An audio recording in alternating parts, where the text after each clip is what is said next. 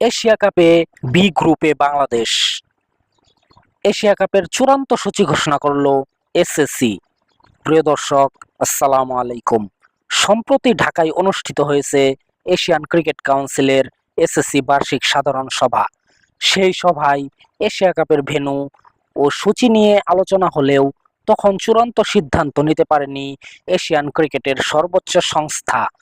তবে আজ বিকালে এসএসসি সভাপতি মহসিন নাকভি চূড়ান্ত সূচি ও ভেন্যু ঘোষণা করেন।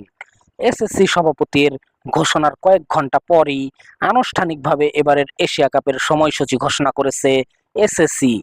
আগামী 9 সেপ্টেম্বর পর্দা উঠছে আসন্ন এশিয়া কাপের। ফাইনাল ম্যাচ হবে 28 সেপ্টেম্বর। এবারের আসর অনুষ্ঠিত হবে সংযুক্ত আরব আমিরাতের মাটিতে। 8টি দল 2 গ্রুপে ভাগ হয়ে আসরে অংশ নেবে।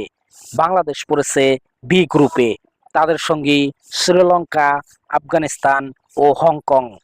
আর এ গ্রুপে আছে ভারত, পাকিস্তান, সংযুক্ত আরব আমিরাত ও ওমান। প্রত্যেক দল গ্রুপ পর্বে 3টি করে ম্যাচ খেলার সুযোগ পাবে।